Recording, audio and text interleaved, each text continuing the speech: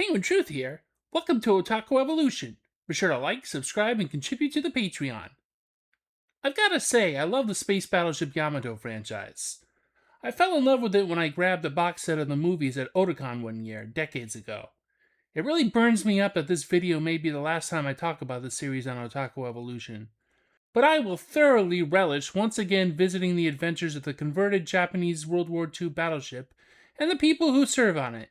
It was about time I did a sequel to the video about the first season of the remake by talking about the second season of the remake.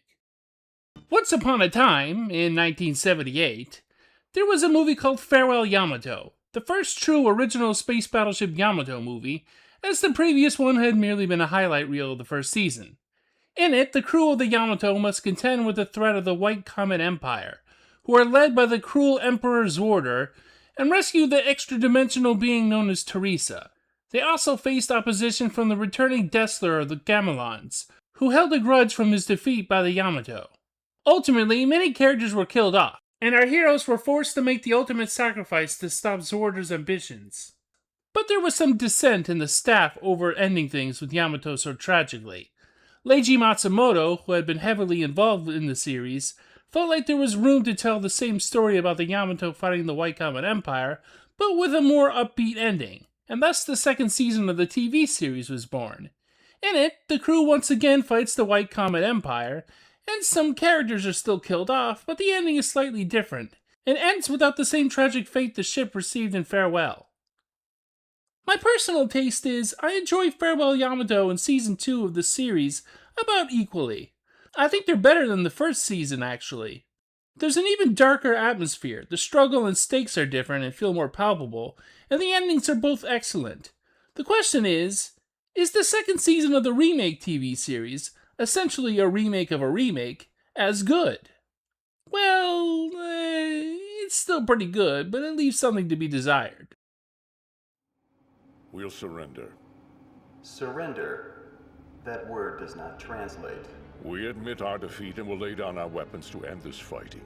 In exchange... You wish to bring this combat to an end? Then die. Fight until you die. All of you. Only that will bring peace to this planet. In Space Battleship Yamato 2202, the crew of the Yamato must contend with the threat of the White Comet Empire, who are led by the cruel Emperor Zwordor, and rescue the extra-dimensional being known as Teresa. They also face opposition from a returning Destler of the Gamilons, who holds a grudge from his defeat by the Yamato. Ultimately, many characters are killed off, and our heroes are forced to make the ultimate sacrifice to stop Zwordor's ambitions. What? It's a fucking remake! What do you want? You fucking people. There are some immediate differences between the original second season of Space Battleship Yamato and the remakes. For one, the presence of the Time Rift or Fault on the moon, which allows years of spaceship and weapon development in just a small amount of time, leading to the massive military buildup by Earth, in conjunction with the Gamilons who are now allies. This is kind of like the Room of Spirit and Time, or Hyperbolic Time Chamber, of Dragon Ball, with the ability to do a year's work in one day. This is apparently the result of using the Cosmo Reverse system that restored the Earth at the end of the previous season. It gives a good reason as to why the Earth's military was so built up within a few years of the planet having basically one ship left to having an enormous fleet. Plus, thematically, it also presents the double-edged sword of rapid technological progress and its sometimes alienating and dehumanizing elements. Kodai has just come back from the moon. Does that mean... That's right. He knows about the time fault and what's been going on down there. Once I heard he was meeting with a Gamilon diplomat, I knew that the truth might come out. You fucking people. Another development in the second season is the fallout of Captain Okida's promise to Starsha of Iskandar to not let the wave motion weapons be used anymore.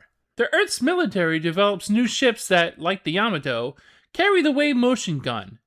At first, when the Yamato was called back into action, Kodai, temporarily the ship's acting captain, hesitates to use the wave motion gun out of the promise made to Starsha. However, after a while, it becomes clear that the fight with the White Comet Empire, the Gatlantians, would be impossible without using it, and he reluctantly approves of its use. The fight against the White Comet and the Gatlantian Ark of Destruction becomes a wave-motion gun free-for-all after some time. This too ties into the folly of rapid technological development, especially of weaponry. I'll pull it too. And so will I.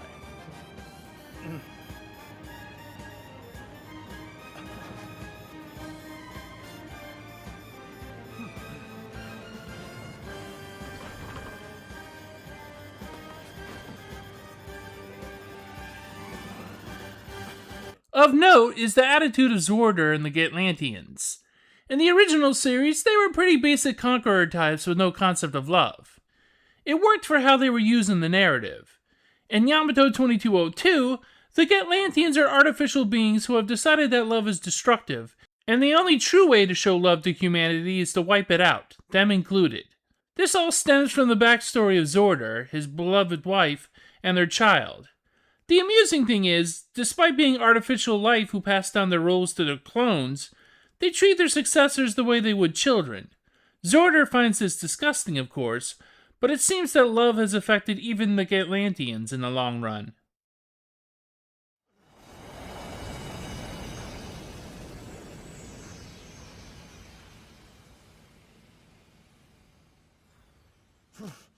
Sorry, dear Noel. It's okay.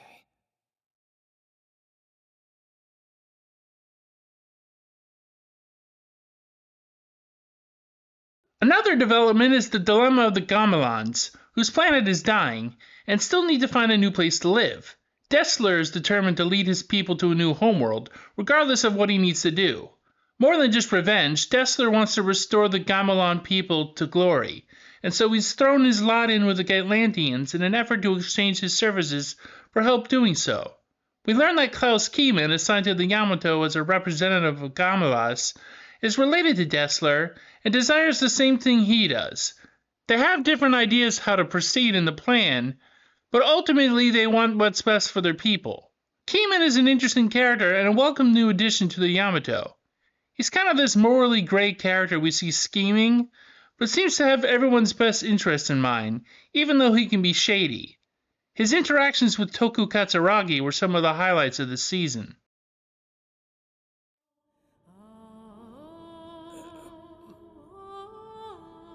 What have you done?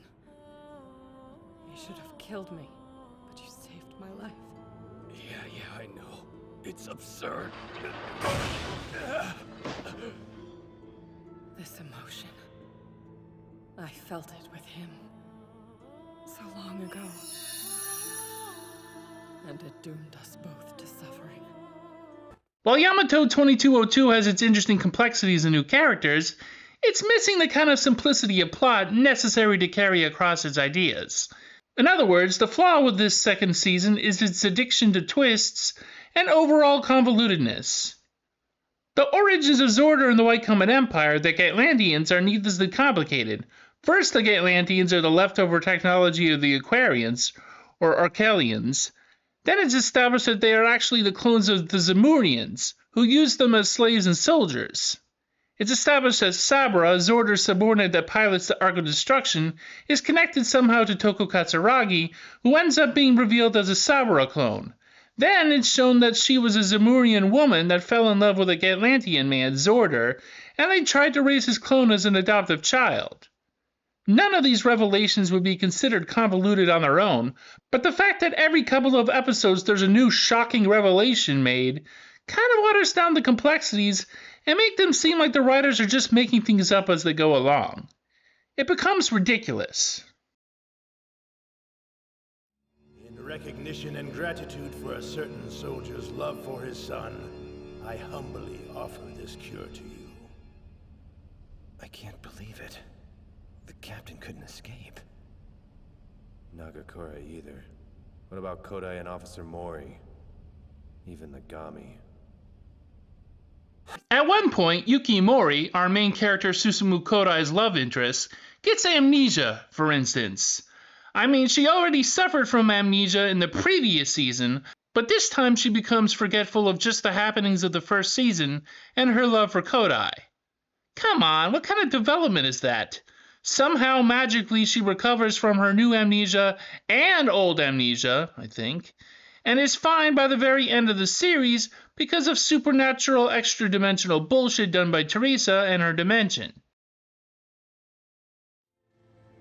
She lost all her memories from the last 4 years? From that period on the Yamato? Going to Iskandar and all that? And a relationship with Kodai? Couldn't it just be temporary? Something could jog her memory and reverse it. The chance of that is close to 0. Or at least, that's Dr. Sato's assessment. And what's with all these new characters they do almost nothing with? While characters like Keyman and Katsuragi are well served by the season, others like Sakitoto and her crew are just token appearances. Kato, one of the fighter pilots, gets an arc too, but it's barely a blip on the radar. And, of course, other existing established characters, like Shima, Yamamoto, or Sanada, barely development or have any significant contribution to the plot. You know, we still have the option to turn back if we want to. The orders from HQ gave us wide enough discretion that we could justify it. Let's move forward. There's someone out there waiting to be saved. All she has left is a prayer. So, unfortunately, I don't believe the second season of the Space Battleship Yamato / Star Blazers remake is quite as good as either the original season or the original series' second season. It's not bad, it's still pretty engaging throughout, but the various revelations and ass pulls kind of hamper my enjoyment a little. There was more narrative flow and better character balance in 2199. I do like to see a continuation of what came before, but I just wish it was a little better.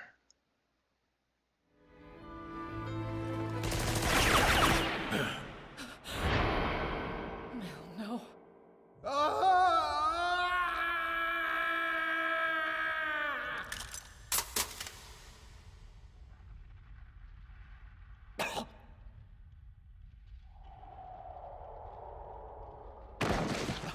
I especially wanted it to be better for this video because, as I said, this is probably the last time I talk about the Space Battleship Yamato / Star Blazers franchise on this show.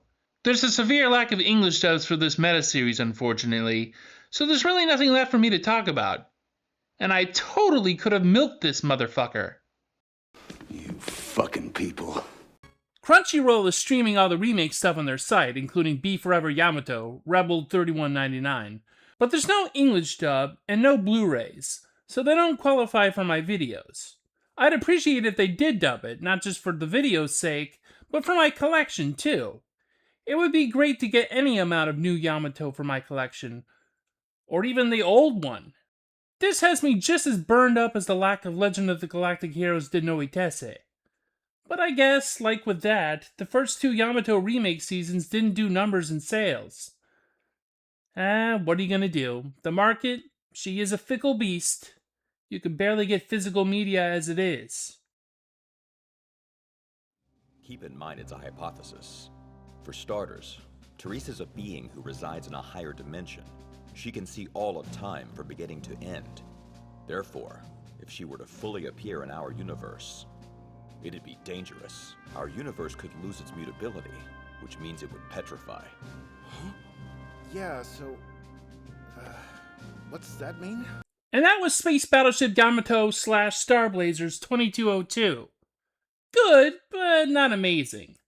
A watchable remake of a remake. Next time, we'll take a look at a Mega Man X anime. I mean, it only makes sense, right? Until then, see ya! Deep within your heart, you will always find love for someone other than yourself. You continue to treasure them more than you value your own life. And as long as you have that feeling, you are qualified to rule. You have the strength to lead your people, and it stems from your selfless love for another being. And you love to answer questions no one asked.